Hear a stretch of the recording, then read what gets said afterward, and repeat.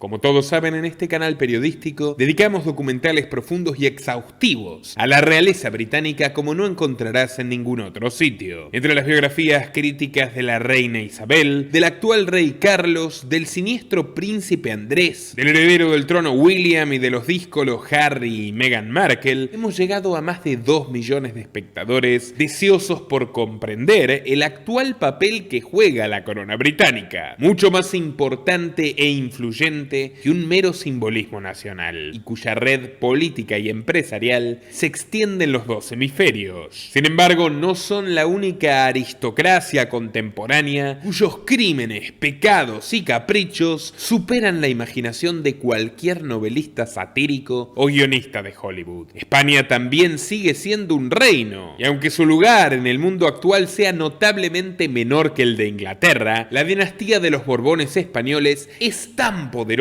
como el clan Windsor, por más que sea bastante menos conocida. En tiempos de elecciones en aquel país, un laboratorio crucial para la élite estadounidense y global, que allí prueba una a una las políticas públicas que luego exportan a América Latina, urge contar la tenebrosa y fascinante historia del incómodo padre del rey Felipe VI. Me refiero al libidinoso, corrupto y extremadamente ruin monarca emérito Juan Carlos de Borbón, quien más allá de haber sido un aliado absolutamente clave para los presidentes socialistas como Felipe González y José Luis Rodríguez Zapatero, hoy ha entablado su propio pacto con el principal presidenciable conservador, Alberto Núñez Feijóo, que le promete regresar a su reino cuando gane las elecciones de julio, lo que constituiría una traición para la familia real y, no lo duden, para los intereses de España. Y vaya que este hombre, Juan Carlos, que nos han vendido como un demócrata heroico y ejemplar, necesita resolver personalmente sus muchos escándalos, algunos de los cuales, si se destapan por completo, amenazan con destruir de una vez por todas el régimen monárquico que todavía persiste en la península ibérica. Borracho contumaz y cazador feroz, Vladimir Putin y los Clinton han sabido manejarlo como una mascota, asusando sus instintos animales como los de un perro de Pavlov. Juan Carlos ha sido un mujeriego empedernido y lo sigue siendo hasta niveles bochornosos, y no solo sus amantes le han traído dolores de cabeza, a tal punto que el oscuro espía Villarejo denunció ante las cortes que estaban tan preocupados por la lujuria irrefrenable del Borbón que mandaron a fabricarle inhibidores de testosterona para que calme sus impulsos frenéticos. Evidentemente no funcionó, y la política de reducción de daños que aplica Juan Carlos es tan despiadada e insólita que haría temblar hasta el más rudo de los guardaespaldas matones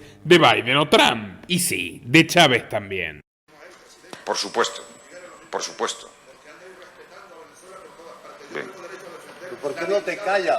A finales del año pasado, Albert Solá, su hijo ilegítimo, quien ya aspiraba a su cuota de la herencia y le traía dolores terribles de cabeza a los dos reyes, tanto al activo como al emérito, murió intempestivamente en la mesa de un bar 4 horas después de revelarle a la prensa que fue abandonado en un hospital nada más nacer, y de por supuesto reclamar su test de ADN. Adivinen qué, la cámara de seguridad del negocio fue manipulada 50 minutos antes de que Solá cayese desplomado, supuestamente a causa de un infarto, aunque el hecho todavía no ha terminado de esclarecerse. Y probablemente no se esclarezca porque si sucede, señores y señoras, no quedará títere con cabeza. Para más Inri, hace pocos meses le surgió una cuarta hija no reconocida, Juan Carlos, que con buenas razones también teme por su vida. Y hoy les contaremos sobre todo esto y sobre la dosis relación de este rey, que signó durante décadas la historia de España y del mundo con el dictador fascista que lo convirtió en tal, Francisco Franco. Sus atribulados orígenes que comenzaron en un sucucho clandestino romano, no en Madrid, la trágica muerte de su hermano al que él mismo le quitó la vida siendo joven, por cierto era el favorito de su padre, sus varios arrebatos juveniles, la influencia del Opus Dei de Henry Kissinger en su coronación, sus testaferros, el encarcelamiento de los amigos de su propio papá que amenazaban con desenmascararlo, sus montañas de dinero sucio, el lavado de estos fondos a través de Emilio Botín, el banquero del Club Bilderberg, su probable amorío con Lady Di, la fortuna de su amante favorita Corina, hoy devenida en su enemiga íntima, su férrea amistad con monarcas absolutistas, dictadores y señores de la guerra, y por supuesto su dramática interferencia con la política española e internacional. Así que quédate hasta el último minuto, que realmente vale la pena. Y ya mismo puedes darle like a este video para que YouTube lo recomiende a más gente. Y al terminar, no te olvides de contribuir desde tan solo $2 a través de la opción unirte de YouTube, Patreon, Bitcoin o Mercado Pago si estás en Argentina, para que nuestro trabajo siga siendo posible. Comenzamos.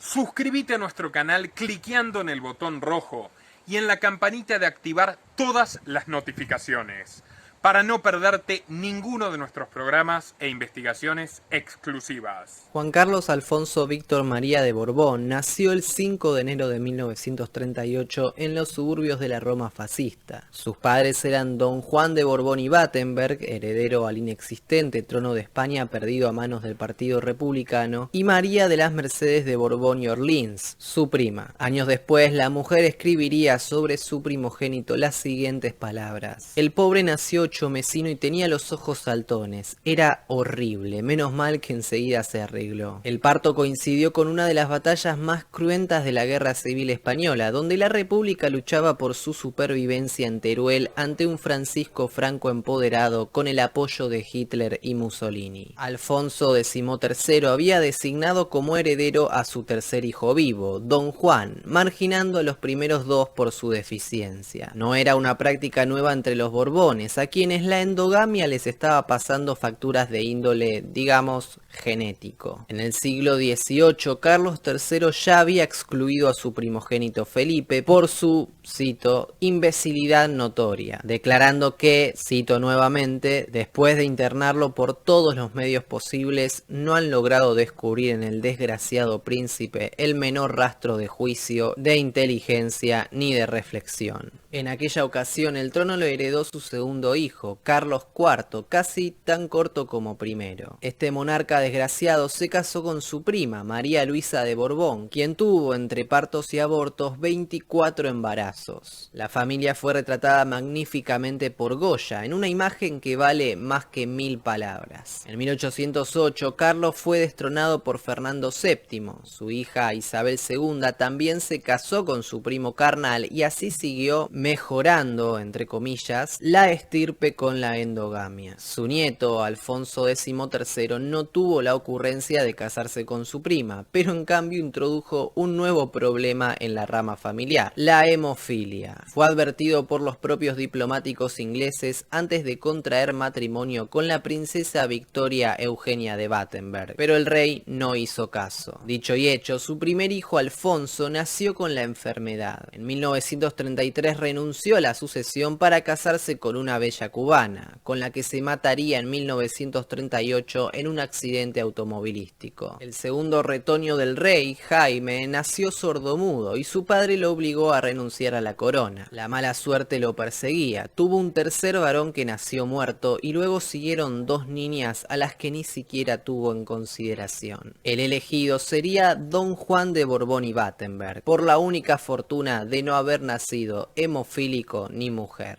Don Juan pasó los primeros años de la República recorriendo el mundo como marino. De regreso a España mantuvo la tradición familiar y se casó con su prima, María de las Mercedes de Borbón y Orleans, en 1935. Por entonces, Alfonso XIII ya había huido de España con su familia. Desde Roma, la familia real observaba con ansiedad los preparativos del golpe de Estado franquista, anhelando la hora de recuperar el trono. Don Juan era el más ansioso de todos y se puso en camino para combatir con la falange. Sin embargo, el general Emilio Mola no lo quería allí y le hizo volver por donde había venido. Don Juan no se dio por vencido y siguió insistiendo. El 7 de diciembre de 1936 le envió una carta a Franco ofreciéndose para servir en el crucero Baleares. Pero Franco lo rechazó por segunda vez. No querido por nadie, debió regresar a Roma a esperar. Mientras tanto, llegaba a la vida nuestro protagonista, Juan Carlos. En 1939, Alfonso XIII celebró la victoria de Franco y le envió sus felicitaciones. Pero el dictador no se molestó ni siquiera en contestarle. Por el contrario, lo culpó de la llegada de la República y el rey depuesto no tuvo más remedio que abdicar en favor de Juan en enero del 41. La deshonra fue tan grande que falleció al año siguiente. La familia real se trasladó a Lausana, Suiza. En este país, neutral durante la Segunda Guerra Mundial, el estilo de vida mejoró drásticamente. Se instalaron en el Hotel Royal. Según los informes de la policía que los vigilaba, el padre de Juanito llevaba una vida desenfrenada, frecuentando cabarets y casinos, regresando a casa a las 5 de la madrugada, perturbado por el whisky y los cócteles. En el bar, los camareros solían comentar, cito textualmente, "ya no puede más". Pero siempre podía y lanzaba unas carcajadas sonoras que llamaban la atención donde quisiera que estuviese. Los parroquianos suizos se enojaban con él y no tenían la más remota idea de quién era. En el plano político, las cosas no iban tan bien. Ante los constantes desplantes de Franco, buscó jugar una nueva carta: negociar con los aliados. El 4 de febrero de 1945, Churchill, Roosevelt y Stalin se reunieron en Crimea, en la conferencia de Yalta, para decidir la suerte del mundo una vez que cayera el régimen nazi. La presencia de España fue solo testimonial, pero los aliados consideraron que derrocar a Franco y restaurar la monarquía en la persona de Don Juan era una solución razonable. El conde de Asturias ya creía que era rey y, confiando ciegamente en el destino, lanzó el manifiesto de Lausana, que condenaba el régimen totalitario de Franco y lo mostraba abiertamente enemigo. Grave error.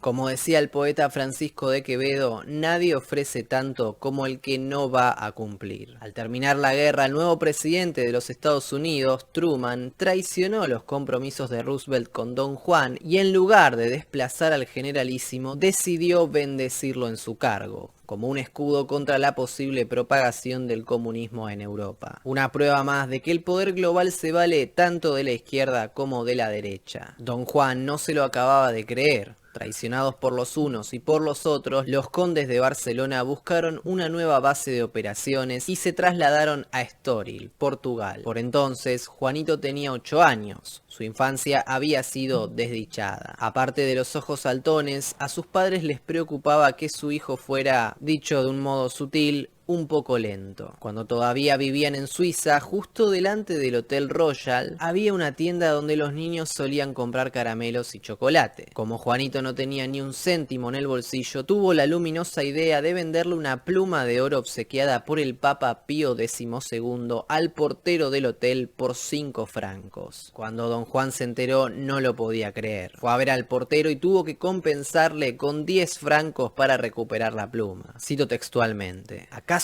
eres imbécil? Me vale cojones que seas el príncipe. Me has hecho perder 5 francos, subnormal. Convencido de que el niño podía llevar la dinastía a la ruina, le sometió a un estricto régimen bajo el tutelaje de Eugenio Vegas Latapié. Luego fue enviado al internado de Friburgo. El primer día de clase, sus padres le rogaron al director, el padre Marcel Erburger, que tratara a su hijo con naturalidad y, si hacía falta, con severidad. Sus notas eran pésimas y lo amenazaron con que si no levantaba el nivel, se quedaría castigado en el internado todos los fines de semana. Esto contrastaba con su hermano Alfonso, 4 años menor, quien era el listo de la familia. Le llamaban Cenequita por su aguda inteligencia y dulce sensibilidad. Era sin lugar a dudas el predilecto de su padre. Con profesores especiales, Juanito pasaba las mañanas y las tardes estudiando. A Margarita, su hermana ciega, también le pusieron una profesora especial, la polaca Madame Petzenik. En mayo de 1946, su madre llevó a la niña a Fátima para implorar a la Virgen, cito, la gracia de iluminar sus dulces ojitos apagados. Pero no había nada que hacer.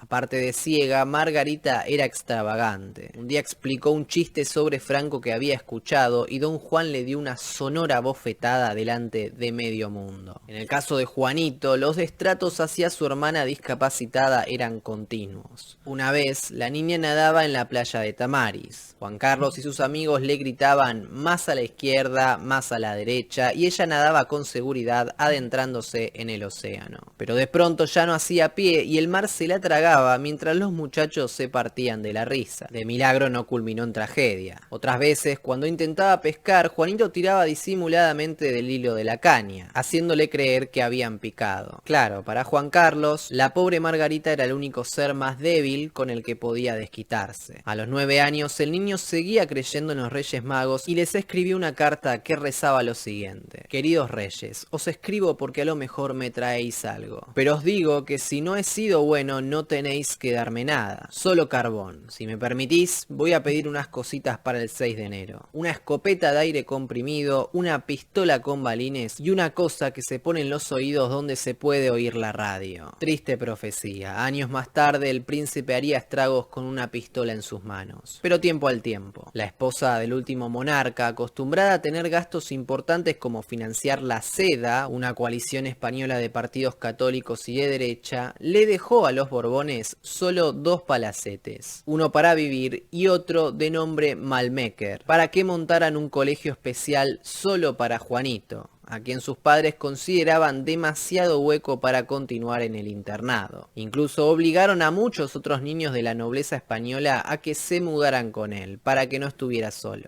Pero bueno, la historia le depararía a Juanito un cambio de rumbo inesperado. A la hora de negociar con el régimen de Franco, a don Juan no le temblaba el pulso en utilizar a sus hijos como moneda de cambio. El 25 de agosto de 1948, el heredero y el dictador se reunieron en el yate del general, el Azor, cerca de San Sebastián. En el camarote acordaron que el príncipe sería enviado a España para estudiar el bachillerato. Juanito pisó suelo español por primera vez en su vida y el 24 de noviembre fue enviado al Pardo a entrevistarse con Franco. El militar lo recibió como quien recibe a un nieto y lo trató de su alteza. Me pareció más bajito que en las fotografías, tenía barriga y me sonreía de una forma que me resultó poco natural, contó el príncipe.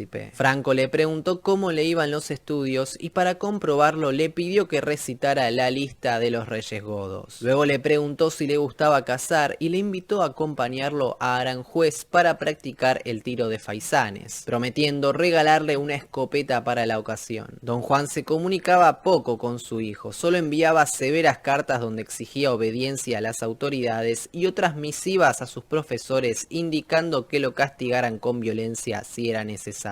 Pero en 1949 él vio marcha atrás y se lo llevó de nuevo a Portugal. Había leído una noticia que le heló la sangre. Según la prensa franquista, Juanito sería el sucesor directo de Alfonso XIII, y su presencia en España era una señal de la abdicación de su padre. Cuando el horno no estaba para bollos, la telenovela sumó un nuevo personaje y el hermano sordomudo de Juan, Jaime, reclamó la soberanía de España. Franco ya había coqueteado con Jaime en el pasado, incluso induciendo la idea de que, en caso de una nueva coronación, sería el heredero ungido. Esto hizo recapacitar a Juan. Si el argumento era que el heredero se había de educar en su patria y no en el extranjero, entonces era mejor que su segundo hijo, Alfonso, también fuera a España con Juan Carlos. Todavía ponía fichas en su segundo hijo varón. Como respuesta, Franco convenció a don Jaime de que su hijo, también llamado Alfonso, se educara bajo su supervisión. De modo que ahora Juanito tenía 2 Alfonsos, uno su hermano y el otro su primo, que podían arrebatarle el trono. 2 Alfonsos que, como veremos, se correrían del camino trágicamente. Así transcurrió la adolescencia de Juan Carlos. Durante el año estaba en España y los veranos los pasaba en Estoril. Pero mientras su hermano Listo gozaba de las vacaciones, Juanito quedaba encerrado en el palacio de Malmequer, cumpliendo un mínimo diario de 4 horas de clases y estudio adicional. Durante los fines de semana le dejaban salir un rato y se iba a bailar con sus amigos a una boite llamada ronda. Nadie se puede explicar cómo, a pesar de sus dificultades, tuvo varias, entre comillas, novias. La más importante fue María Gabriela de Saboya, la segunda hija de Humberto, aspirante al trono de Italia. En el verano del 54, Juanito consiguió la graduación. Para celebrarlo viajó con toda la familia a Grecia, donde se reunieron en un yate con la reina Federica de Grecia con el fin de arreglar matrimonios. Aquel fue el primer encuentro, sin enamoramiento, entre Juan Carlos y su futura esposa, la princesa Sofía. Y en el yate también iba Gabriela de Saboya, Saboya, su futura amante. Mientras tanto, Franco jugaba a 2 puntas y acordó con su padre que no estaría mal que Juanito pasara por las 3 academias militares antes de empezar la universidad en España. A los falangistas el plan no les gustó nada y se enfadaron más cuando Semana y los diarios ABC y La Vanguardia publicaron la primera entrevista pública al príncipe el 15 de abril del 55, realizada por Jiménez Arnau. Poco después, el príncipe fue abucheado en un hipódromo, algo que se volvería a repetir al visitar un campamento de verano falangista. El malestar también se hizo notar durante los homenajes al fascista José Antonio Primo de Rivera en el Escorial. Al aparecer el generalísimo entre la guardia que rendía honores, alguien vociferó lo siguiente: "No queremos reyes idiotas". La frase se convertiría en la consigna estrella de los falangistas contra un Juanito que no entendía nada. Pero a pesar de sus enemigos, el príncipe se instaló en el ducado de Montellano, Sevilla, desde enero hasta junio de 1955. De vez en cuando recibía visitas de su hermano, de Gabriela de Saboya o de personajes importantes como Monseñor Escrivá de Balaguer, el fundador del Opus Dei, una alianza que sería vital en el futuro. Los domingos después de misa, Juanito hacía excursiones o se iba a casar con el noble español Nicolás Cotoner y el militar Emilio García Conde. Cierta vez, yendo a visitar el castillo de Mota, este le presentó a Juan Carlos su lujoso Mercedes, aunque el muchacho no tuviera carnet. A la altura de Olmedo, el príncipe atropelló a un ciclista. Los acompañantes resolvieron el problema con unos cuantos billetes. Cito textualmente: "Para arreglarse un hueso y que se dé algún que otro", dijo. Pero el torpe accidente sería un presagio de lo que estaba por suceder. Eran las Pascuas de 1956. Por entonces nadie ponía en entredicho que Alfonso, de 14 años, era el hijo favorito de Don Juan. Jugaba al golf como él y quería ser marino cuando fuera mayor, siguiendo sus pasos. Estaba previsto que al año siguiente ingresara en la Escuela Naval de Marina. Pero los planes iban más lejos. Secretamente, Don Juan había escogido a Alfonso para sucederle. Por esa razón, Franco quería meterse a Juan Carlos en el bolsillo, una criatura mucho más manejable. El 22 de marzo, ambos hermanos viajaron hacia Estoril, con el plan de pasar 10 días con su familia. Alfonso tenía que participar en un torneo infantil de golf. El Jueves Santo, día 29, jugó la semifinal y se clasificó a la última ronda. Su padre no cabía en sí de tanto gozo. La final sería el sábado siguiente. Durante la tarde, todos los miembros de la familia acudieron a los oficios de la iglesia de Santo Antonio, como de costumbre, y luego partieron a la residencia Villa Giralda. Como el día era festivo, no había servicio. Los dos hermanos estaban jugando solos en el piso de arriba. La condesa charlaba con unas amigas en la salita. Don Juan, encerrado en su despacho, hacía tiempo hasta la hora de la cena. De repente se oyó un disparo, seguido de unos gritos. Una bala había penetrado la nariz de Alfonso y fue directamente al cerebro. Procedía de la pistola automática Long Star de calibre 22 de Juan Carlos, regalada, según algunas versiones, por el general Franco. La muerte de Alfonso fue inmediata. Juan Carlos bajó las escaleras a los gritos y le avisó a su padre. Cuando Don Juan subió,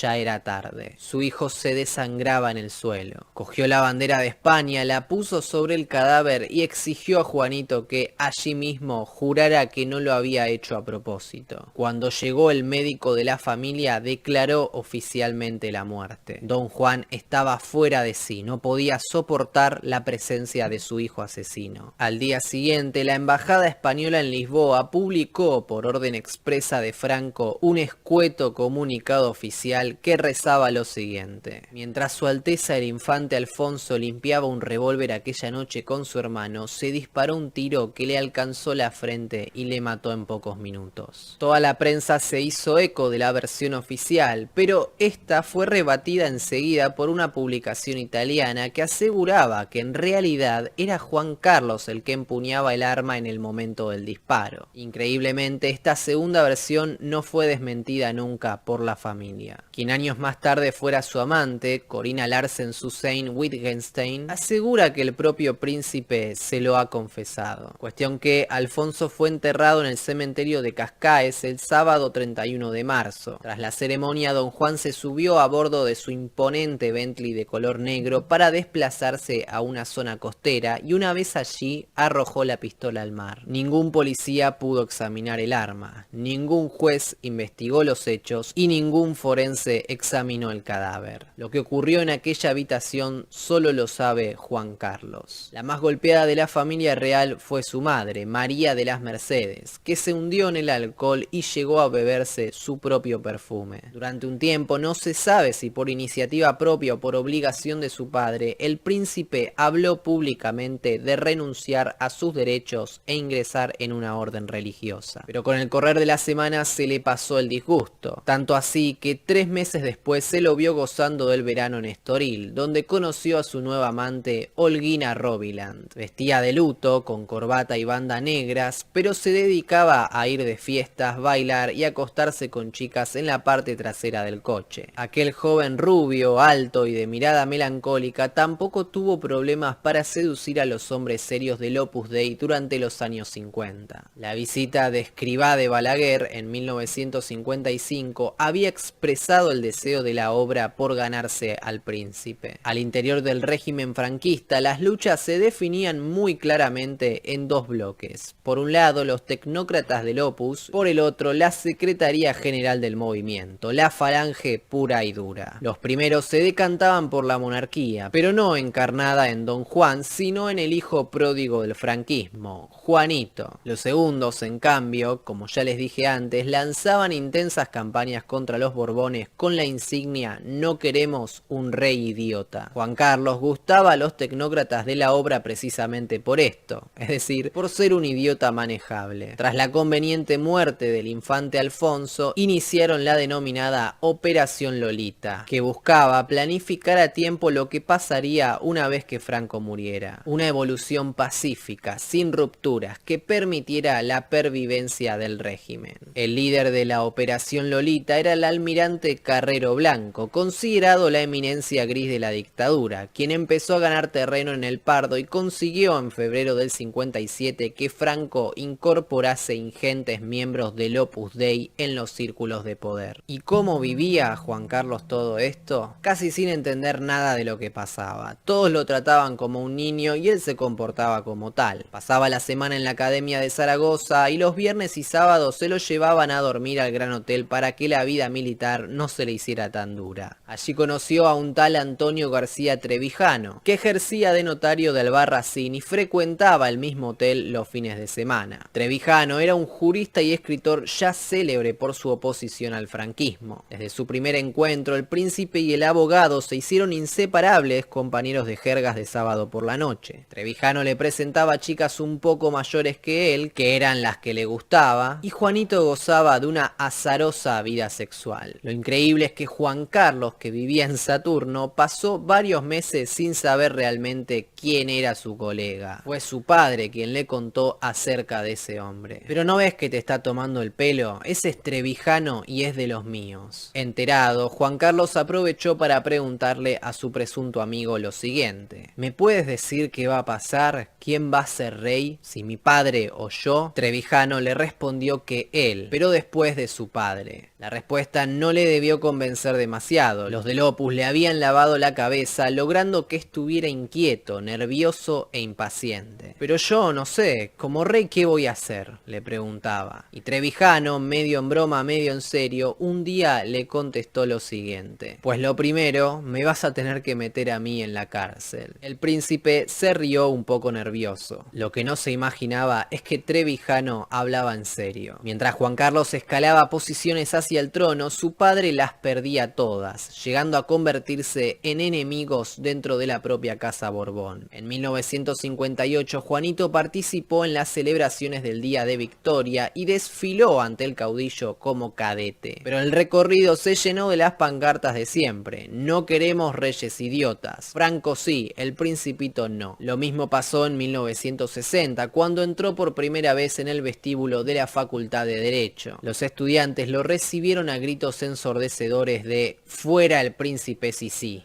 Abajo el príncipe tonto. La lluvia de insultos ya no provenía solo de las internas de la derecha. Empezaban los 60, las izquierdas ganaban terreno en los movimientos estudiantiles y sindicales, pero mucho más alarmante aún, surgían violentos movimientos separatistas en toda España, fundamentalmente en País Vasco y Cataluña. Esto preocupó a Washington, ya que España continuaba siendo una de las dictaduras protegidas por los Estados Unidos. Pero en lugar de plantearse una intervención paramilitar, la CIA planificó una pequeña apertura democratizadora calculada. De repente, los tecnócratas del Opus Dei y los servicios de inteligencia de Estados Unidos se encontraron negociando un mismo objetivo en común. Celebraban reuniones secretas en Madrid y luego transmitían a Franco el interés de los norteamericanos de legalizar al menos dos partidos, uno socialdemócrata y otro demócrata cristiano. Mientras tanto, Juan Carlos seguía abocado a su desenfrenada vida sexual, al punto que Franco le llamó un día para decirle de manera contundente: basta ya de aventuras. Le puso encima de la mesa todas las cartas que había enviado a una amante brasileña y que el embajador de Brasil, lacayo fiel, había interceptado para el dictador. Franco le recomendó que, si de verdad quería ser rey algún día, se fuese buscando de una vez una novia aristocrática. Acto seguido se comprometió con Sofía de Grecia y Dinamarca, a quien había conocido en aquel yate en el mar Egeo. Sofía llevaba la realeza en la sangre. Hija de rey y hermana de rey, en su árbol genealógico hay 2 emperadores alemanes, 8 reyes de Dinamarca, 5 reyes de Suecia, 7 zares de Rusia, un rey y una reina de Noruega, una reina de Inglaterra y 5 reyes de Grecia. Como vemos, la monarquía era su única patria. Pero antes de comprometerse, Juanito tuvo que poner en orden la marea de aventuras que tenía por toda la península ibérica. La más apasionada de todas había sido con la condesa italiana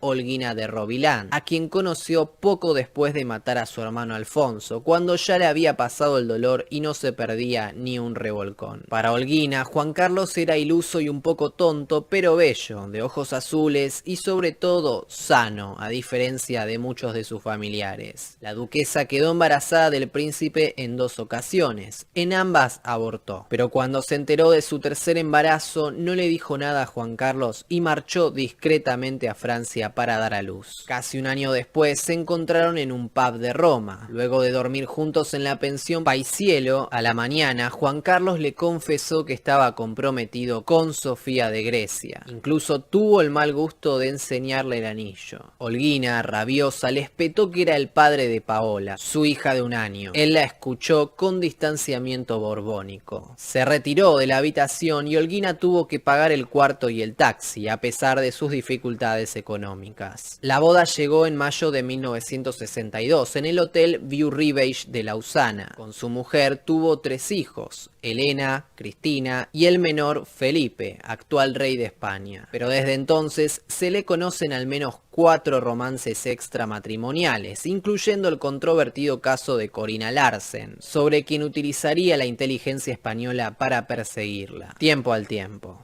Cuestión que don Juan creyó que la oportunidad era idónea para acercar posiciones con Franco y lo invitó oficialmente a la boda para ofrecerle el galardón Toisón de Oro. Pero el dictador estaba disgustado con el heredero. Juan había apoyado el Contubernio de Múnich, el 4º congreso del movimiento europeo que reunió a todos los opositores al franquismo. Declinó la condecoración y también la invitación a la boda, incluso cuando el propio novio le visitó en marzo de 1962 para rogarle de rodillas. La suerte ya estaba echada para el patriarca de los Borbones. Juanito era el sucesor de la dictadura, pero al general le gustaba jugar psicológicamente con nuestro protagonista. Mientras utilizaba la prensa para advertirle que tenía varios candidatos para sucederle, le endulzaba los oídos con frases como: eres el hijo que nunca tuve. Pero bueno, ya lo dijo don Quevedo, creyendo lo peor casi siempre se acierta. Y la pesadilla le cayó encima a don Juan. En 1969, Franco invocó la ley de sucesión en la jefatura de Estado, donde decía que el sucesor del reino sería propuesto por Franco, pero aprobado por las cortes franquistas, plagadas de los burócratas del Opus. El trámite fue rápido y Juan Carlos fue designado príncipe de España y único heredero del trono. El general general le envió una carta a Don Juan encabezada por el irónico título Mi querido infante para anunciarle la decisión. Cuando la leyó, Don Juan exclamó ¡qué cabrón! Rápidamente llamó a su agente de mayor confianza, Trevijano. Bajo el dictado personal del jurista, Don Juan redactó una lapidaria misiva para su hijo. ¿Qué monarquía salvas, idiota? ¿Una monarquía contra tu padre? ¿Una monarquía franquista? No aceptaré jamás que tú puedas ser rey de España sin mi consentimiento. Durante 3 años Don Juan no lo quiso ni ver, pero el reencuentro fue inevitable en el 72, con motivo de la boda de la infanta Margarita, la ciega. En medio de la fiesta, el conde evitó que le fotografiaran con su hijo. Mientras transcurrían los 70s, el príncipe esperaba, como millones de españoles, que Franco falleciera de una vez. Según sus palabras, estaba muerto del aburrimiento. Mientras esquivaba tomates en las calles y visitaba los edificios vacíos de los ministerios, los hombres de la Operación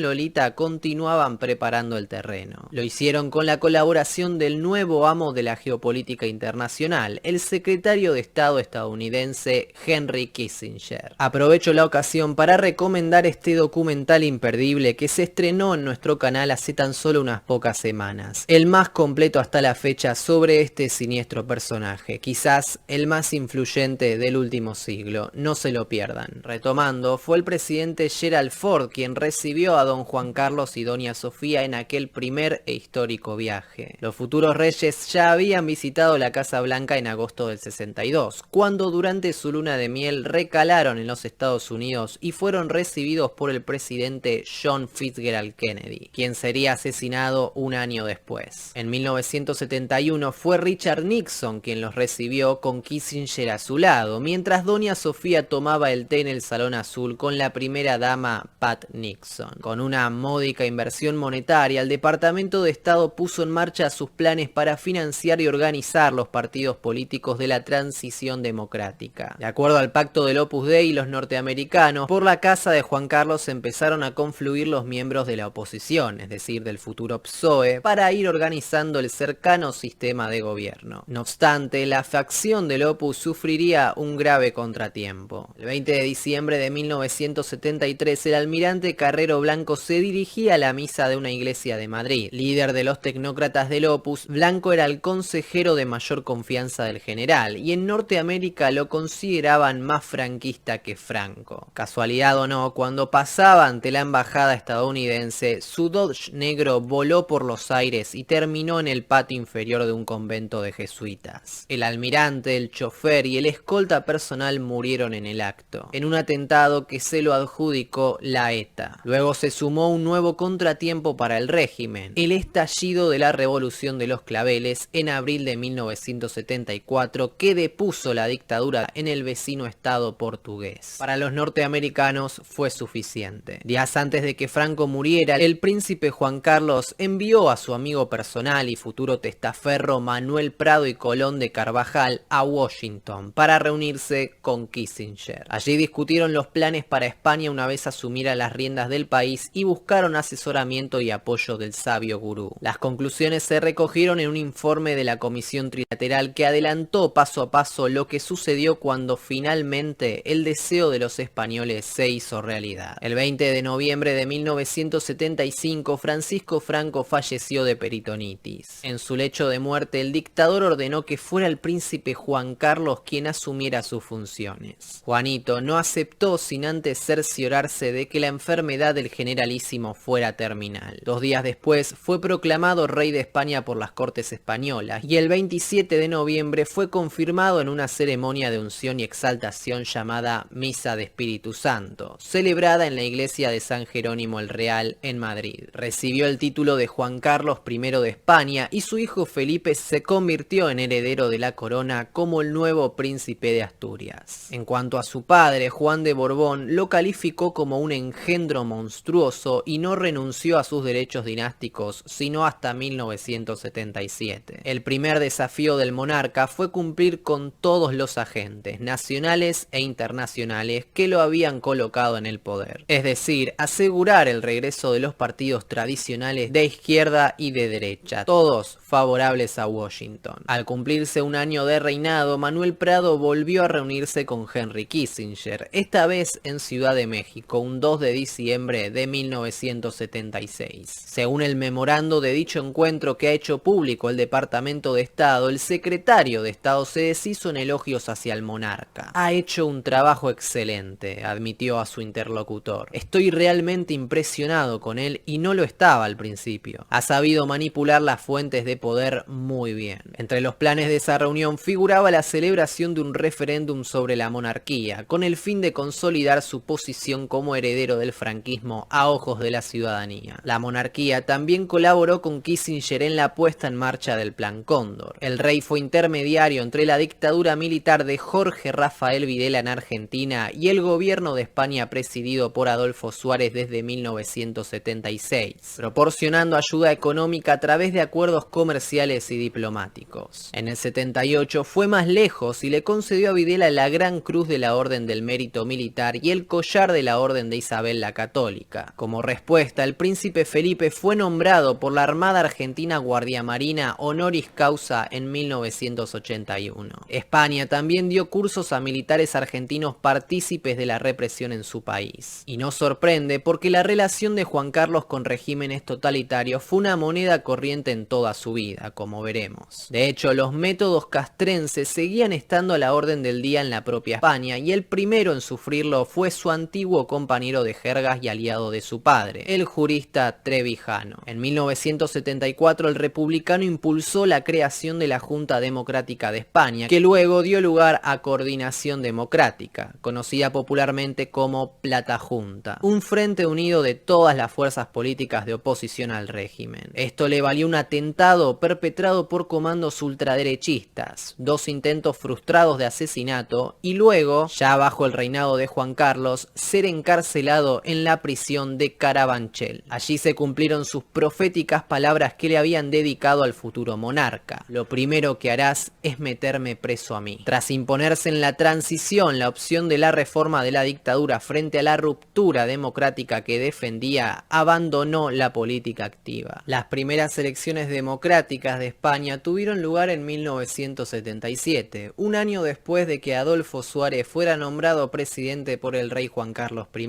Suárez pertenecía al partido UCD, Unión de Centro Democrático, una coalición de partidos de centro, centroizquierda y centroderecha. Finalmente, en diciembre del 78 se aprobó en referéndum la nueva constitución, que mantuvo la existencia del rey. Fue presentada como o esto o dictadura. Así nació el régimen del 78, dando a luz una monarquía parlamentaria en la que el rey es el jefe de Estado y de las Fuerzas Armadas. A su vez, la ley de amnistía selló la impunidad de todo el aparato estatal franquista, y con el llamado Café para Todos y el Estado de las Autonomías se bloquearon las iniciativas independentistas vasca y catalana. Sin embargo, la transición sufrió un rápido desgaste y comenzaron las fricciones entre distintas alas del viejo régimen franquista. Así se llegó a la crisis de la UCD y el gobierno de Suárez. El 23 de febrero de 1981, siendo las 18:22 horas, el teniente coronel Tejero, con pistola en mano, asaltó el Congreso de los Diputados con 200 hombres de la Guardia Civil. Paralelamente, el general Milans del Bosch ocupaba Valencia y la división acorazada Brunete se preparaba para ocupar Madrid. Otras capitanías generales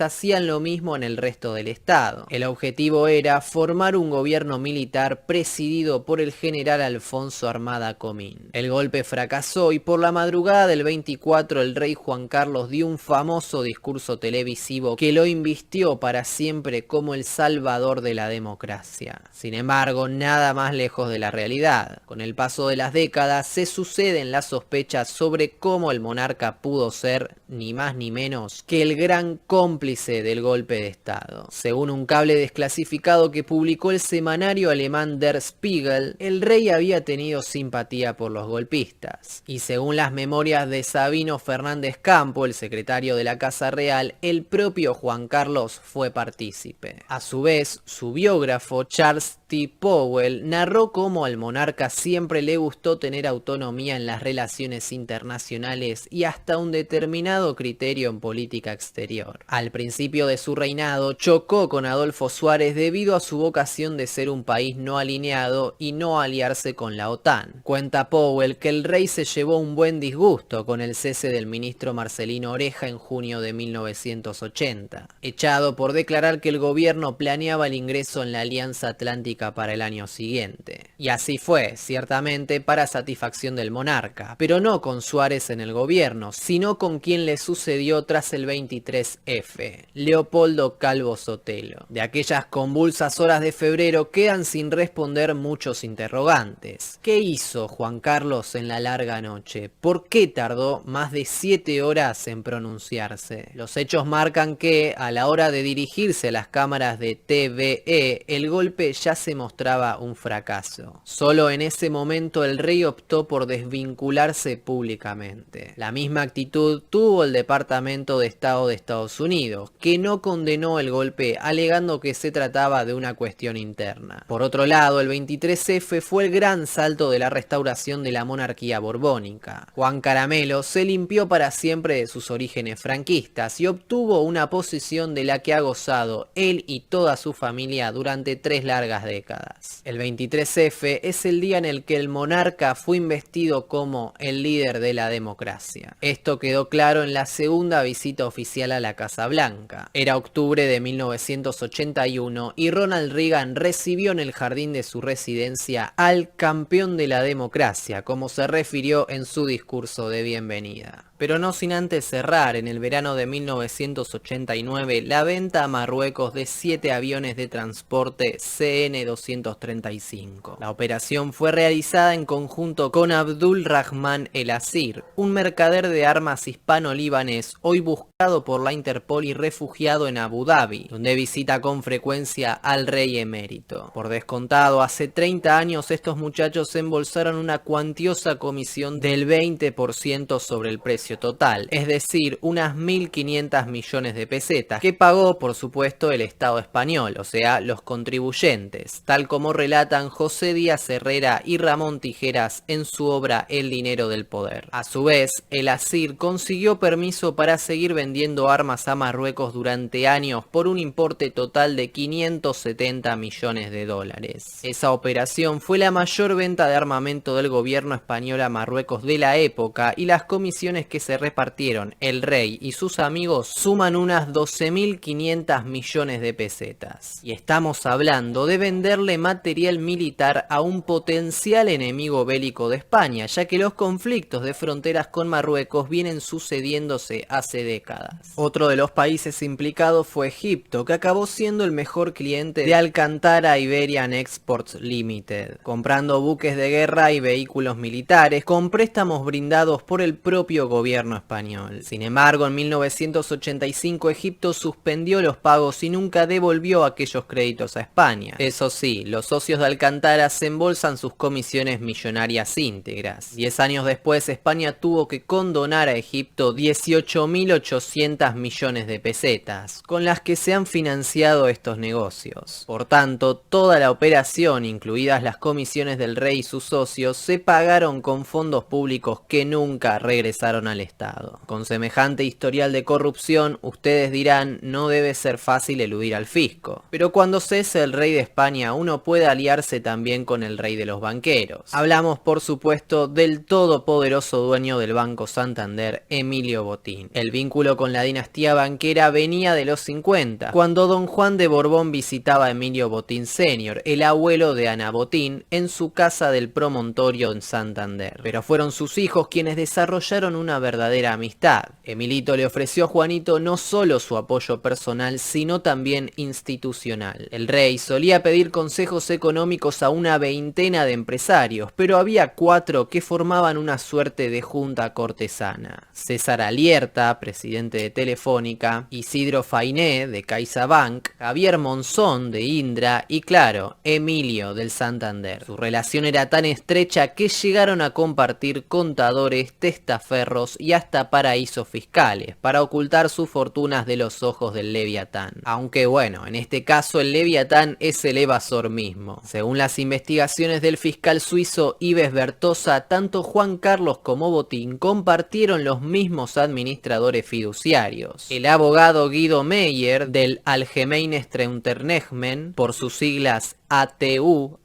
y Heinz Battliner de BP Bank. Y ustedes se preguntarán cómo pudo un rey lavar tanto dinero pasando a su vez tan desapercibido. Bueno, hay una respuesta. La política. En 1982 accedió al poder Felipe González del Partido Socialista Obrero Español, más conocido como PSOE. Con la izquierda al gobierno empezó una etapa de gran prosperidad para la monarquía. El presidente llegó a tener una íntima amistad con Juan Carlos, fascinado por su gracia andaluza. Ambos se reunían todos los martes, pero hablaban por teléfono y ampliaban sus encuentros casi a diario. A menudo los dos matrimonios salían a cenar juntos y después veían películas en la zarzuela hasta la madrugada. El presidente, entre comillas socialista, se desvivía por atender los deseos del rey. Se cuenta que en una llamada telefónica le dijo las siguientes palabras: Señor, no se preocupe, nosotros nos ocupamos de todo. Diviértase, vuestra majestad. Y Juan Carlos estaba encantado con los socialistas, capaces de llegar hasta la frivolidad o el derroche para proporcionarle cualquier capricho.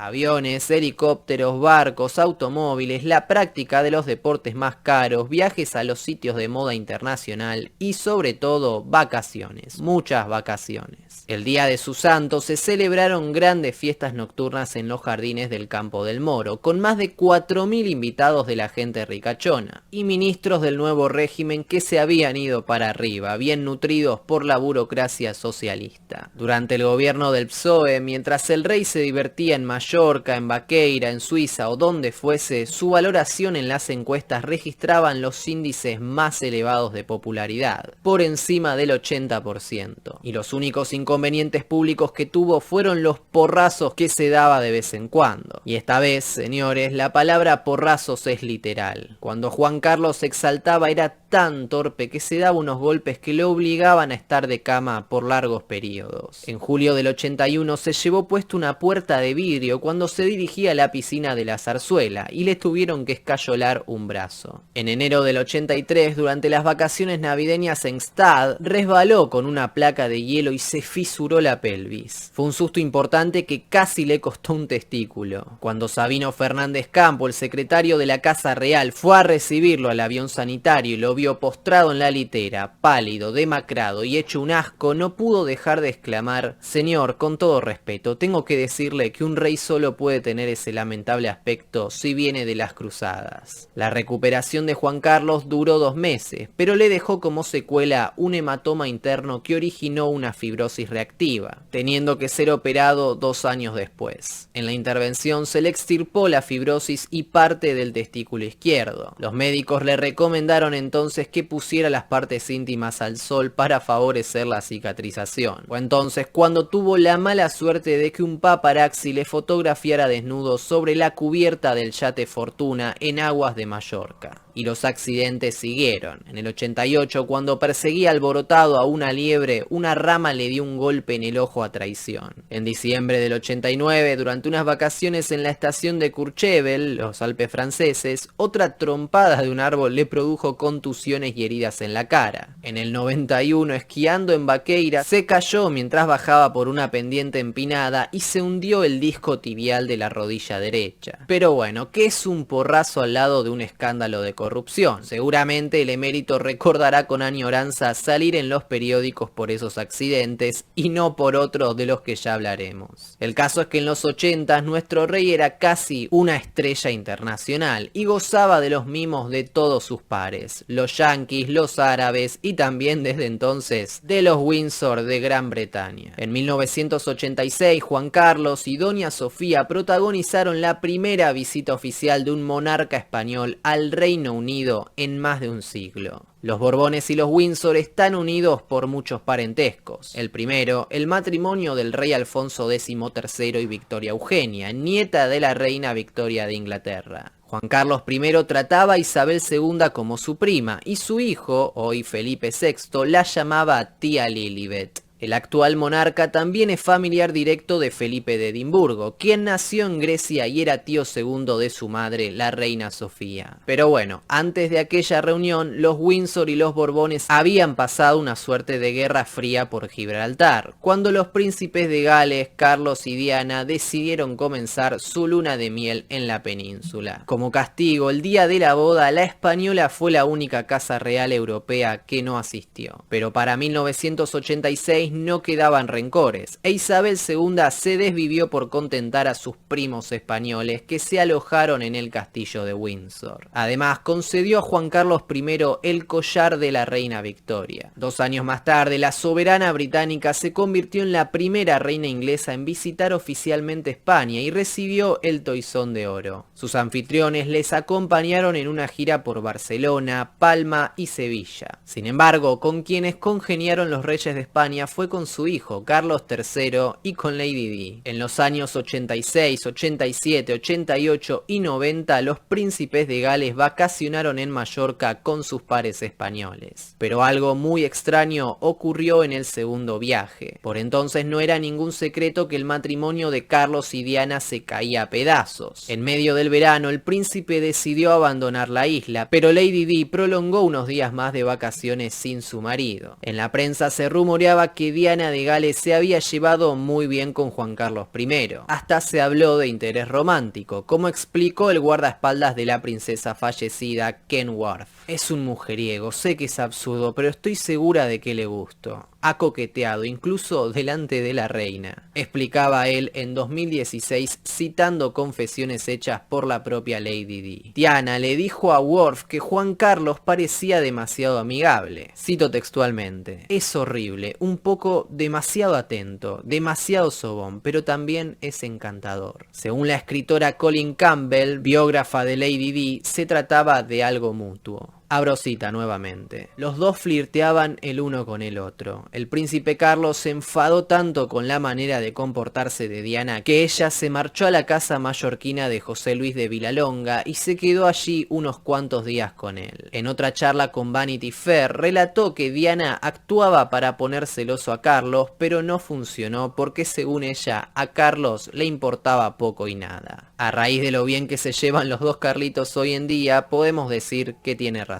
Pero bueno, ya en los años 90 la fiesta del monarca empezó a agotarse. La luna de miel entre el PSOE y el rey entró en crisis cuando los escándalos de corrupción sacudieron al gobierno y acabaron salpicando a la corona. Respecto al PSOE, salieron a la luz sus negocios con Juan Guerra, conocido como el Padrino de Matamoros, un contrabandista y narcotraficante mexicano fundador de la organización criminal Cártel del Golfo. Con respecto al rey, la prensa había osado publicar titulares como "así se forran los amigos del rey". Al principio la Casa Real y la Moncloa unieron filas para tirar las orejas a la prensa, pero con el paso de los años la alianza entre el monarca y el gobierno acabó por romperse. Mientras Juan Carlos jugaba al squash, esquiaba en los Alpes o hacía regatas en Mallorca, el PSOE se dedicaba a grabar y archivar sus conversaciones privadas con sus amigos, como Manuel Prado. Los líos económicos se convirtieron en moneda de chantaje contra la corona, siendo utilizados por los que tenían acceso a la información. Sin embargo, en 1995 el espionaje alrededor del rey salió a la luz y tuvieron que dimitir el vicepresidente del gobierno, Narcís Serra, el ministro de Defensa, Julián García Vargas, y el jefe del CECID, el Servicio de Inteligencia. Ese mismo año, la ETA quiso asesinar a Juan Carlos en su residencia veraniega de Marivent, Mallorca. El Comando comando liderado por Juan José Rego Vidal, un histórico de la banda terrorista, llegó a la isla con su velero La Belle Poule un 17 de julio procedente de Niza. Alquilaron un piso con una identidad falsa en la calle de Rafaletas, muy cercana al Palacio de Marivent, lugar en el que fue descubierta una bomba de medio kilo. El grupo, orquestado para llevar a cabo el regicidio, vigilaba muy de cerca el yate de la familia real llamado Fortuna. Rego afirmó que tuvo a Juan Carlos a tiro hasta en 3 ocasiones con un fusil de asalto. Sin embargo, nunca pudo disparar por cuestiones técnicas. Pero bueno, en 1996 se derrumbó el socialismo y el PP de derechas llegó al gobierno de la mano de José María Aznar. Con el nuevo presidente, el rey ya no pudo pasarla de vacaciones y debió intervenir en un gobierno que durante años le había dado una vida regalada. Las tensiones entre ambos fueron constantes. Desde el inicio, Juan Carlos se mostró celoso por las relaciones que Aznar tenía con los presidentes extranjeros y su tendencia a excluir al monarca de todas las reuniones. Así pasó con la estancia de los Clinton en Mallorca en 1997. De hecho, los demócratas insistieron en que los Borbones fueron invitados, pero Aznar nunca lo hizo. Esto fue particularmente irritante para Juan Carlos, ya que Bill Clinton fue, sin duda, quien más estrechó la relación entre los Borbones y Washington, habiendo recibido a los reyes en la Casa Blanca hasta en 3 viajes oficiales. Pero luego de despachar a Aznar, tanto él como Hillary viajaron al Palacio de Marivent a alojarse con los reyes de España, y luego se movieron juntos hasta Granada. Javier Blas, autor de El mundo está en venta, dice que la relación entre Juan Carlos y Clinton era tan estrecha que el monarca lo llamó personalmente para que la justicia americana le concediera un indulto a su amigo Mark Rich. Nacido en Bélgica, donde sus padres judíos se habían refugiado, Rich fue un talentoso empresario que edificó Glencore, una de las multinacionales más importantes en la actualidad, cuya cifra de negocios ascendió a 186.000 millones de dólares. Apodado el rey del petróleo, en 1983 huyó de los Estados Unidos, país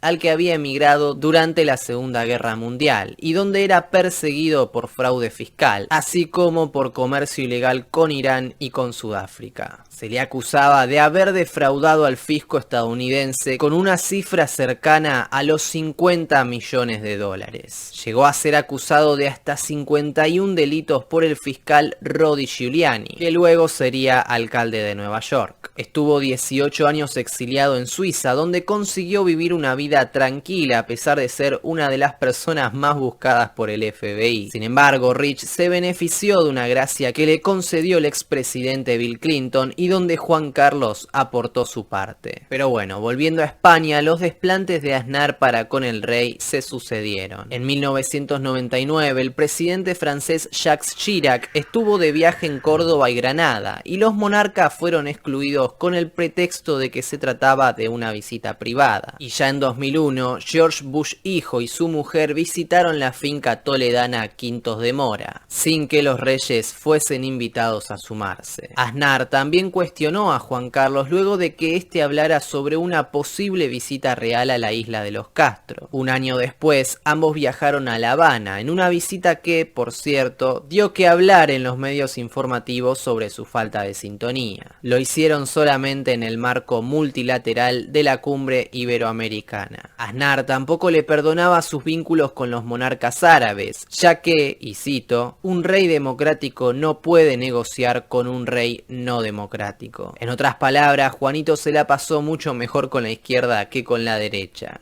Pero bueno, a pesar de estos contrapuntos y como decía la prensa, la corona ya estaba forrada en guita. Juan Carlos nunca había tenido una gran agudeza para los negocios. Basta recordar el episodio de la pluma de oro y las golosinas. Cuando ya era adulto, continuó demostrando esas torpezas, haciendo tratos poco afortunados, como cambiarle al periodista Jaime Peñafiel una cámara Nikon por una valiosa Leica Flex con motor propiedad de la Casa Real. Pero bueno, había sabido rodear rodearse toda la vida de buenos colaboradores como Juan Prado y los Botín, y la etapa del gobierno del PSOE fue especialmente fructífera para su billetera, labrando una fortuna de más de 80 millones de euros. Además, la enemistad de Aznar era muy poco al lado de sus grandes amigos del extranjero como Bill Clinton. En 1999, un nuevo personaje se sumó a la fiesta. Hablamos del flamante presidente de Rusia, Vladimir Putin. Ambos compartían la afición a la caza y pasaron tiempo juntos en los bosques de Siberia persiguiendo osos y ciervos. Sin embargo, la caza daría pronto lugar a los negocios. Mucho tiene que ver en esta historia Corina Larsen, empresaria alemana y amante del rey emérito desde aquellos años. Ella fue quien acompañó al rey a cazar junto a Putin en el 2006 en la ciudad rusa de Vologda. En aquella ocasión se hospedaron en la mansión Glujarini Dom, casa del urogallo, y en una soleada mañana Juan Carlos demostró sus dotes regales al asesinar con un solo tiro de rifle a un potente oso de color pardo. Todos a su alrededor aplaudieron, incluido Putin. Ninguna noticia adversa pudo sacarle al rey la sonrisa de su cara en esa visita. El pobre ignoraba que uno de los testigos había publicado una carta en la prensa confesando que el oso abatido se llamaba Mitrofán, había sido criado y domesticado en una aldea vecina y era totalmente manso. Minutos antes de recibir el disparo, los ayudantes de Putin lo habían liberado de su jaula y lo habían embriagado con cantidades abundantes de vodka con miel para que fuera un blanco fácil, toda una farsa armada para agasajar al invitado. Pero no solo era un mero agasajo, parte de este simulacro tenía la misión de domesticar al propio rey, adiestrarlo para que se convenciera de que los propósitos del gobierno ruso serían lo mejor para España. Y vaya que funcionó. 2 años después no necesitó de vodka con miel para llamar desesperadamente a José Luis Rodríguez Zapatero, el sucesor socialista de Aznar, para que le vendiera la compañía más importante de España a Putin y sus secuaces. Corría el año 2008 y toda España gritaba escandalizada al enterarse de que Lukoil, la petrolera más grande de Rusia, y Gazprom, la niña mimada de Putin y la líder absoluta en la producción de gas, mostraron en los despachos de Zapatero su deseo de adquirir más del 30% de la petrolera española Repsol. Esto ocurrió en plena recesión económica, con el presidente Zapatero muy discutido y la bolsa muy barata para los oligarcas de Putin. A Lukoil y Gazprom le habían bastado 9.000 millones de euros para hacerse con casi 1/3 de Repsol. Una ganga en aquella época. La inteligencia española, la CNI, que estaba muy pendiente de actuar cuando se ponía en juego la soberanía del país, se posicionó abiertamente en contra. Señaló que Rusia controlaría el mercado español, pues acabaría adquiriendo gran parte de la única empresa española capaz de aportar recursos energéticos al país. Además, sabían que varios ejecutivos de estas compañías rusas mantenían estrechos lazos con dirigentes de la mafia asentados en España, conexiones que el propio Litvinenko había descubierto antes de morir envenenado. Pero Juanito, importándole 2 cojones la impostura de su personaje, presionó a Zapatero para concretar la operación. Lo llamó por teléfono y al borde del acoso le pidió que no pusiera trabas. Hasta la embajada de Estados Unidos estaba sorprendida. Cuestión que el CNI interpretó que se movía por sus buenas relaciones con Putin. Los románticos asumieron que todo era culpa de una relación con Corina Larsen, quien era la principal intermediaria de la negociación y se llevaría una jugosa comisión. Los servicios de inteligencia, desesperados, le prepararon un informe al presidente explicando que la seguridad española y la protección de sus intereses podían estar en riesgo. La CNI le ganó la pulseada al rey y Zapatero se convenció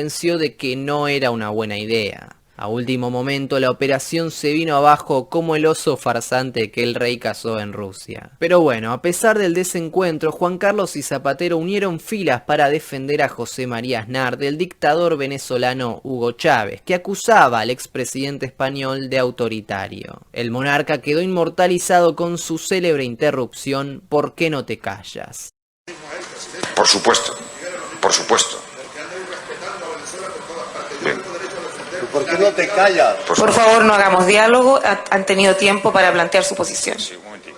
Presidente. A su vez, dada la mala relación de Zapatero con Washington a raíz de la retirada de las tropas de Irak, el monarca se dedicó a la tarea diplomática tanto en relación con la administración estadounidense como con los países árabes, algo que el presidente supo agradecer. En Medio Oriente, tantas atenciones de Juan Carlos fueron recompensadas. El rey Abdalá ordenó al Ministerio de Hacienda saudí en 2008 que transfiriera $100 millones a la cuenta en Suiza de la Fundación Lukum, con sede en Panamá, que había sido creada días atrás por don Juan Carlos. Aquel monarca saudí también tuvo otro gesto con su amigo español. Sufragó en 2012, a través de su hombre de confianza en España, el empresario sirio Mohamed Iyad Kayali, la expedición cinegética del rey emérito a Botsuana junto con su amiga íntima Corina Larsen y el hijo de esta. El 14 de abril empezó a circular por redes una fotografía de Juan Carlos donde se lo veía posando, escopeta en mano, junto a un elefante que había cazado en un safari en Botsuana. La fotografía había sido publicada en la página del organizador del safari y empezó a viralizarse. Esa misma noche, el monarca celebraba su proeza con los colegas africanos. Soy el rey y hago lo que se me da la gana, dicen que dijo con una copa de vino en la mano, eufórico en medio de la fiesta. Pero fiel a su costumbre, se tropezó y la caída le provocó la fractura de la cadera. Hubo un traslado urgente a Madrid. Juan Carlos no lo sabía, pero era el principio del fin de su reinado. Con los días, el escándalo sumó nuevos capítulos. Trascendió que el viaje no era oficial, pero que lo sabían Mariano Rajoy, presidente de gobierno, y el ministro del Interior Jorge Fernández Díaz. Los que no lo sabían eran los hijos del rey y mucho menos la reina Sofía. Es que Juan Carlos había viajado con su amante, Corina Sayn-Wittgenstein. Y un detalle no menor es que el monarca organizó el safari africano para que Alexander Sayn-Wittgenstein, el hijo de 10 años de Corina, experimentara en directo la caza de un elefante. También se supo que la proeza no era tal. Según cuenta el portal español OK Diario, aunque el rey utilizó un rifle Rigby Express el calibre 470, no pudo rematarlo y sus escoltas debieron terminar la tarea disparando 30 proyectiles con sus rifles. Cito el artículo. El elefante escogido para Juan Carlos I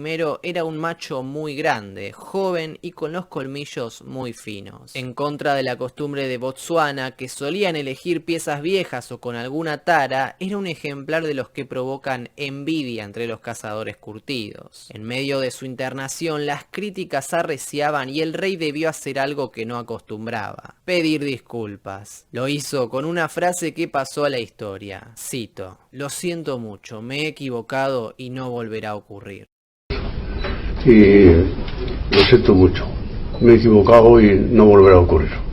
Nadie entendió muy bien si con estas palabras quería decir que ya no mataría elefantes, que dejaría de tener amantes o que ya no derrocharía dinero público en actividades privadas. Lo cierto es que no era la primera vez que el español sacrificaba a un animal en peligro de extinción. En 2004 pagó $8.000 para matar en Polonia a uno de los últimos bisontes vivos que quedan en Europa. Ese mismo año, la agencia Abyss Hunting le organizó un viaje privado para matar osos en los Cárpatos. Sin prurito, el Borbón se hospedó en el antiguo chalet del dictador Ceausescu y abatió a tiros a 5 osos y otros animales protegidos. 2 años después, en una cacería organizada por el cazador profesional Jeff Rahn, también mató a un elefante y antes había cazado leopardos y búfalos. El castigo no tardó en llegar. Los socios de World Wildlife Fund, por sus siglas la WWF, decidieron en una asamblea extraordinaria eliminar el cargo de presidente honorífico que tenía el rey Juan Carlos de España desde su fundación en 1968. Si quieren saber más de esta siniestra organización, les recomendamos que vayan a nuestro documental sobre el rey Carlos. Fundada por Felipe de Edimburgo, esta ONG de la realeza británica es una auténtica fuerza paramilitar de guardabosques que ha torturado y asesinado tribus indígenas con la excusa de perseguir la caza furtiva. El propio Leonardo DiCaprio fue directivo y uno de sus más estrechos colaboradores. También video muy recomendado. Pero bueno, con el escándalo de Juan Carlos, el 94% de los socios de WWF España votaron a favor de la supresión de la figura de presidente de honor. Ya nada volvería a ser lo mismo para el monarca. La crisis económica del país ibérico se encontraba en su peor momento y Juan Carlos cayó vertiginosamente en términos de popularidad. Hacía 2 años se había destapado un nuevo escándalo de corrupción que sacudía a la Casa Real. Hablamos del que fue conocido como Caso Nos e involucró a la hija del rey, la infanta Cristina, y a su marido, el exjugador de handball Iñaki Urdangarin. En el año 1999 se había fundado el Instituto Nos, un centro que formalmente se dedicaba a la organización de eventos deportivos y que en 2003 comenzó a recibir encargos de administraciones públicas. Fue entonces que Iñaki Urdangarin, el yerno de la monarca, fue nombrado administrador de Nos junto a Diego Torres, uno de los profesores que tuvo en un máster de negocios. Pero para el año 2006 los rumores sobre actividades ilícitas y el desvío de fondos públicos salpicaron a la institución. Entre 2004 y 2006 Nos obtuvo 2,3 millones del gobierno balear y algo más de 3 millones del ejecutivo valenciano. En total, Hacienda calcula que hasta 2010 Nos ingresó más de 16 millones de euros. Pero el horno de Juan Carlos ya no estaba para bollos y le ordenó personalmente a Urdangarin que dejara el instituto. Esto se formalizó en 2006. Sin embargo, su por entonces yerno había montado con Torres un entramado de fundaciones y sociedades de las cuales no se desvinculó y siguió enriqueciéndose con el erario público. En 2010 la causa llegó a los tribunales y sentó por primera vez en el banquillo de los acusados a un miembro de la familia real, en un proceso que solo finalizó en 2017. La infanta Cristina fue absuelta, pero Urdangarin no corrió la misma suerte y fue condenado a más de 5 años de prisión por malversación, fraude, prevaricación, delitos fiscales y tráfico de influencias. El escándalo que acabó por derrumbar al rey fue la publicación de un artículo de The New York Times en 2012 que estimaba que su fortuna personal ascendía a 1.800 millones de euros. Si bien la prensa española calificó de inverosímil e inexacta esa cifra, el número era solo un promedio de cifras ya publicadas. Ya lo decía el eterno Charles Maurice de Talleyrand: es costumbre real el robar, pero los Borbones exageran. En esa vorágine de reproches se supo que Juan Carlos también había usado fondos públicos para remodelar una casa donde vivía su amante Corinna Sayn-Wittgenstein. Fue la gota que rebalsó el vaso. El 2 de junio de 2014 el presidente del gobierno, Mariano Rajoy, compareció ante los medios de comunicación a las 10:30 de la mañana de forma sorpresiva y anunció que el rey Juan Carlos I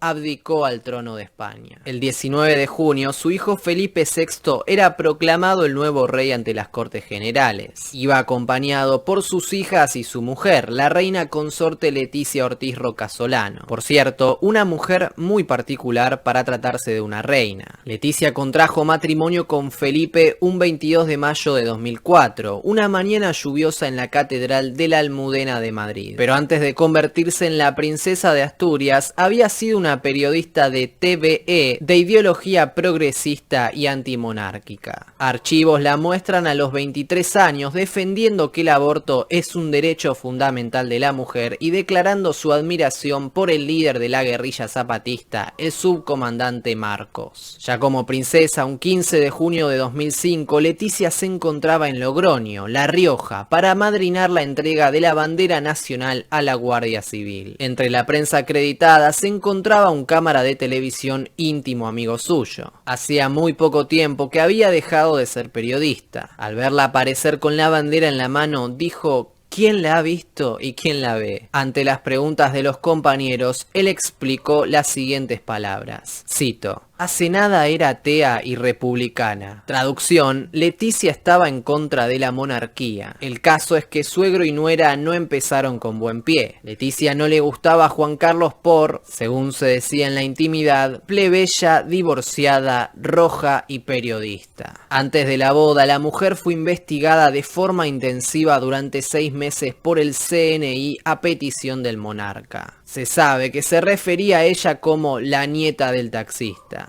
En su círculo de amistades la conocían como la Jolines. Y el escritor Leonardo Faccio describió en La reina impaciente que al emérito le hacía mucha gracia que el personal de Zarzuela la llamara la Chacha. Pero el más doloroso de esos desplantes se produjo en 2018 en la Catedral de Palma de Mallorca, con la reina Sofía. Al salir de la iglesia aquel domingo de Pascuas, Leticia quiso impedir por todos los medios que Sofía, la reina emérita, sacara una foto con sus hijas a las puertas del templo, y se colocó delante obstaculizando la labor de los fotógrafos. Juan Carlos, atónito ante lo que veía delante de sus ojos, llamó la atención de su hijo y pronunció el ya famoso: Felipe, coño, divórciate de una vez. Pero bueno, yendo a su función pública, la ideología de Leticia no tardaría en inundar a la corona española de su progresismo. El día de su proclamación, Felipe VI dejó claro que su reinado iba a ser una monarquía eco. Preocupados por el medio ambiente, tanto el rey como la reina comenzaron la conversión de Zarzuela en un palacio verde. Leticia puso en marcha una nueva normativa que hizo llegar a todos los trabajadores de la casa, desde el servicio de limpieza hasta los despachos de los más altos funcionarios, y debían cumplirse bajo pena de despido. Estas afectan a la energía, a las cocinas, a los choferes, a los jardines, etc. Leticia también ha revelado a su círculo íntimo sus deseos de conocer a Pablo Iglesias. Así lo reconoció el propio líder de Unidas Podemos en el programa de Jordi Évole. Y aunque el rey tuvo más suerte y se lo encontró antes, con regalo incluido, recordemos que Pablo le entregó una copia de la primera temporada de la serie Juego de Tronos, Leticia pudo cumplir su sueño en febrero del 2020.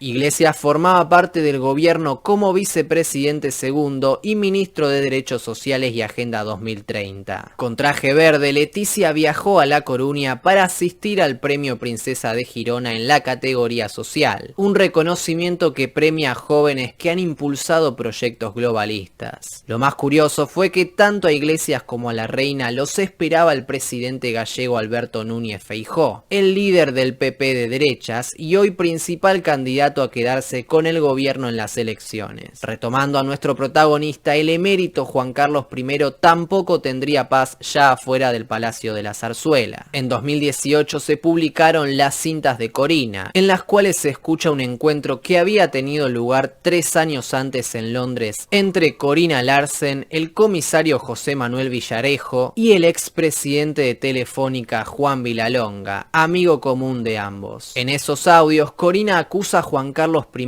de cobrar comisiones que ascenderían a 100 millones de euros por la adjudicación de las obras de construcción de la línea de tren de alta velocidad La Meca-Medina, así como también de ocultar en Suiza su fortuna sirviéndose de testaferros. La empresaria también afirmaba que el rey le había regalado numerosas propiedades en Marruecos y en otros países, incluso a espaldas de ella, y que no lo hacía por generosidad, sino porque Corina tenía su domicilio fiscal en Monte Carlo, que justamente no paga impuestos al patrimonio. Una vez terminada la relación sentimental, el rey le habría exigido traspasar los bienes a su primo Álvaro de Orleans y Borbón, su testaferro, residente también en Mónaco. En los audios, la mujer parece confesar el temor de que si efectuaba el traspaso se vería implicada en un delito de lavado de dinero. Estas informaciones también vincularon al ex monarca en otro de los grandes escándalos españoles, el caso Pujol. Jordi Pujol, quien fue presidente de Cataluña desde 1980 hasta 2003, dejó un legado minado por la corrupción igual que Juan Carlos. Son vidas, hasta cierto punto, paralelas, biografías arruinadas y que, como se supo en 2017, incluso se cruzan en sus oscuridades. Ese año, fuentes policiales aseguraron que el CNI, Servicio Secreto, habría negociado con la familia Pujol, asegurándole que tendría un trato judicial favorable a cambio de que no revelara que el rey Juan Carlos tiene dinero en la cuenta Soleado de Gürtel. Esta cuenta, integrada en bancos suizos, es en la que Francisco Correa, el capo de la Gürtel, una red de corrupción política vinculada al Partido Popular, ocultó 18 millones de euros. Según ese empresario, en la red no solo estaría el rey emérito, sino varias altas personalidades españolas. Esto me recuerda a una conocida frase de Luis XIV: es legal porque así lo deseo. Acosado por el odio general, en 2019 Juan Carlos decidió retirarse de la vida pública y dejar de participar en actos oficiales. Pero tampoco esto fue suficiente para calmar la ola adversa. A raíz de nuevos escándalos sobre fondos acumulados en paraísos fiscales, los mismos en los que tenían su dinero los Botín, abandonó España a mitad de 2020 y se dirigió a los Emiratos Árabes a refugiarse de todas las causas en las que estaba implicado. Y tenía sentido. Desde su abdicación en 2014, Juan Carlos no encontró mejores amigos que los jerarcas árabes. Entre otras, realizó 6 visitas privadas a Manama, 3 a Arabia Saudí y 3 a Emiratos. Según Arturo Fasana, uno de los gestores de la fortuna del rey emérito, en uno de los viajes a Manama, donde asistió a una carrera automovilística, Juan Carlos regresó con un maletín que contenía casi 2 millones de dólares. En 2018 también asistió al Gran Premio de Fórmula 1 Etihad Airways en los Emiratos Árabes. Juan Carlos se sentó en la grada para VIPs y al levantarse, Mohammed bin Salman, el presidente heredero saudí, se precipitó para saludarle. La foto de ese saludo dio la vuelta al mundo. Un mes antes, en octubre, el periodista y disidente Jamal Khashoggi había sido descuartizado en el consulado de Arabia Saudita en Estambul. La oposición saudí en el exilio e incluso la CIA estadounidense consideraron a Mohammed bin Salman como el autor intelectual de ese asesinato. El rey emérito se convirtió así en la primera personalidad occidental que, al estrechar la mano del príncipe heredero, ayudó a blanquearle. Y no es una casualidad, meses atrás Mohammed bin Salman se había alojado en el Palacio del Pardo, la residencia del ex monarca. Allí declaró que solo un ciudadano que no es saudí posee el número del móvil del rey Salman, Don Juan Carlos. Pero bueno, al saberse que el emérito abandonaba España, la Casa Real anunció que el actual soberano Felipe VI renunciaba a la herencia económica que le pudiera corresponder de su padre. Se informó también de que Juan Carlos dejaría de recibir los recursos que tiene asignados en el presupuesto de la corona. La frialdad entre Felipe y su sucesor no era nueva, pero con la salida de España los lazos están prácticamente rotos. Tanto que, luego de su primer regreso, el hijo le rogó al padre mayor discreción en futuros desplazamientos, y nunca lo recibió. Prácticamente de su antiguo reino, esta historia de desamor filial nos recuerda a la célebre tragedia de Shakespeare, El Rey Lear. Felipe y Juan Carlos solo volvieron a coincidir en 2 funerales, el del destronado Constantino de Grecia y el de Isabel II de Inglaterra. El medio español El Debate informó que el emérito fue contactado en privado por funcionarios de Pedro Sánchez para advertirle que no asistiera a las exequias de su prima. Obviamente se lo pasó por ya saben dónde. Es que la alianza de este Borbón con los Windsor es algo que ningún escándalo pudo destruir. Prueba de ello es que este mismo año Juan Carlos hizo una escala en Reino Unido solamente para almorzar con su soberano Carlos III, quien lo invitó personalmente. El pasado 8 de octubre su nombre volvió a estar ligado al escándalo cuando Albert Solá Jiménez, un supuesto hijo ilegítimo del rey emérito, falleció mientras se tomaba unas copas en un bar cercano a donde trabajaba, en el municipio catalán de La Bisbal. Según testigos oculares, el hombre de 66 años se habría desplomado y muerto en el acto. Lo más llamativo del asunto es que las cámaras de seguridad no pudieron mostrar la secuencia, puesto que fueron manipuladas y direccionadas hacia otro ángulo 50 minutos antes de que Albert ingresara al recinto y vueltas a poner en su lugar 50 minutos después del suceso. El caso recayó en el juzgado de primera instancia y todavía busca esclarecer, confirmar o desmentir todas las teorías conspirativas tejidas alrededor del caso. Y vaya que sospechas sobran. Es que días antes de su deceso, Solá grabó una entrevista para la cadena Tele5 donde expuso con documentación las pruebas que le acreditan ser el hijo bastardo de Juan Carlos. A su vez, estaba a una semana de presentarse en el piso de ¿Quién es mi padre?, conducido por Carlota Corredera, donde coincidiría Ingrid Sartió, una mujer belga de 56 que también asegura ser hija del emérito. Fue en ese mismo programa donde se mostró un informe preliminar que decía que la causa de la muerte fue producto de un infarto de miocardio, pero que la familia del fallecido pediría una segunda autopsia. Lo que resta saber es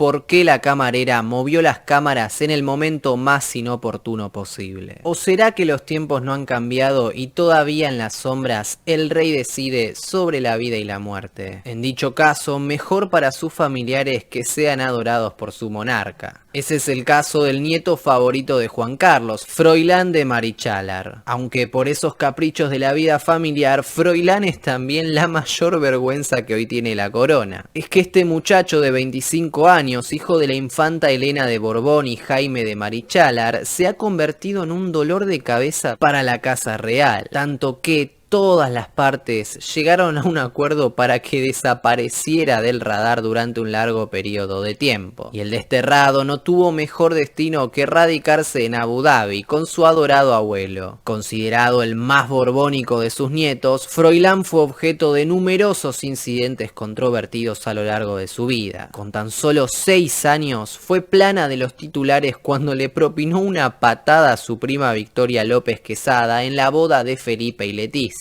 También era recurrente que se fuera a las trompadas con sus primos ante la presencia de la reina Sofía. Y además parece compartir la mala suerte de su abuelo. En abril de 2012, mientras se encontraba en una finca de la familia paterna, Froilán manipulaba una escopeta de calibre 36 cuando se disparó un tiro accidentalmente, haciéndose una herida en el pie izquierdo. Debido a que la legislación española prohíbe el uso de armas de fuego a menores de 14 años, su padre tuvo que comparecer ante la guardia. Froilán es conocido por su gusto por la vida nocturna en Madrid y frecuenta discotecas emblemáticas de la capital, como Pachá y Joy Esclava. Durante un tiempo incluso trabajó como relaciones públicas de las discotecas. Era habitual que tuviera enfrentamientos con los paparazzi, llegando a agredirlos con cascotazos. El último incidente ocurrió el 25 de noviembre de 2022. El joven fue identificado por las autoridades españolas en una pelea con navaja frente al concurrido boliche Bandido, en el barrio de Salamanca en Madrid. Se le señala como el gran protagonista del altercado y los investigadores han iniciado diligencias por un presunto delito de riña, que conlleva una pena de entre 3 meses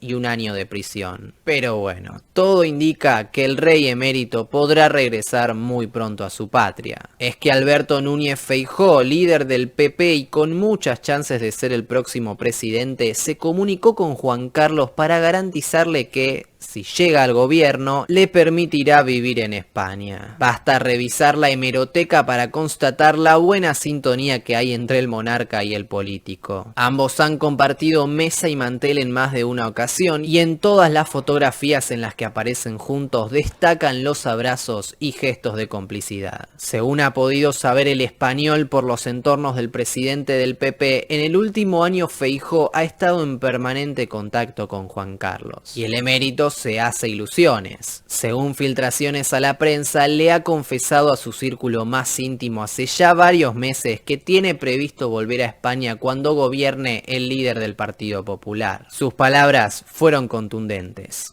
Con el presidente Pedro Sánchez es imposible. Eso sí, Juan Carlos podrá retirarse a morir a España, pero no por eso los escándalos dejarán de atormentarlo. El último ocurrió en abril, cuando se supo que la familia real española ha ocultado que después de que nacieran sus 3 hijos, Juan Carlos tuvo una 4ª niña fruto de una relación extramatrimonial con un aristócrata. Así lo reveló el nuevo libro titulado King Corp, El imperio nunca contado de Juan Carlos I, de José María Olmo y David Fernández. Según los autores, esta 4ª heredera llegó al mundo a finales de los 70 o a principios de los 80. Se llama Alejandra, está casada, tiene un hijo y nunca ha reclamado ningún tipo de derecho sucesorio. Creció ignorando quién era realmente su padre y cuando por fin lo averiguó, optó por seguir actuando como si la noticia nunca hubiera llegado a sus oídos. A raíz del siniestro destino que sufrió el año pasado Albert Solá Jiménez, podemos decir que, definitivamente, Alejandra hizo muy bien. Y ojalá así continúe, porque cuando se trata de un Borbón, nunca se sabe. Tal y como les dije, se trataba de un documental absolutamente exhaustivo con verdades que nadie más se atreva a contarles. Los invito a compartirlo en todas sus redes y grupos, WhatsApp, Twitter, Telegram, Facebook, para que tenga mayor repercusión, y a visitar nuestro anterior trabajo sobre el actor Leonardo DiCaprio, quien más allá de haber protagonizado fabulosas películas y haber demostrado un gran talento en su profesión, se ha convertido en un ingeniero social más de la élite. Aupado en Schwab, en Gates, en Musk, en Putin, ha trabajado directamente para el régimen chino y para las organizaciones asesinas de la monarquía británica que se disfrazan de ecologistas. Muchos otros secretos se destapan en este documental que expone los vínculos de la farándula y de las cloacas del Estado profundo. Así que no se lo pierdan, háganse su tiempo que vale la pena. También les recomiendo nuestro anterior noticiero innominado junto a Nicolás Martínez Laje, donde repasamos algunos aspectos centrales de la política norteamericana, europea, mexicana, colombiana y argentina que no te cuentan en ningún otro sitio. Así que ambos estarán al final de este para que puedas verlos. Hazte tu tiempo, no te arrepentirás. Sin más que decir, estimados amigos, me despido. Hasta una próxima ocasión. Nuestro trabajo depende de tu apoyo. Para que siga siendo posible, realiza tu donativo desde tan solo $2 por mes a través de Patreon, en los links que están en la descripción o en el comentario destacado. También podés hacerlo a través de la opción Unirte de YouTube, y si estás en Argentina, con el medio de tu preferencia a través de Mercado Pago.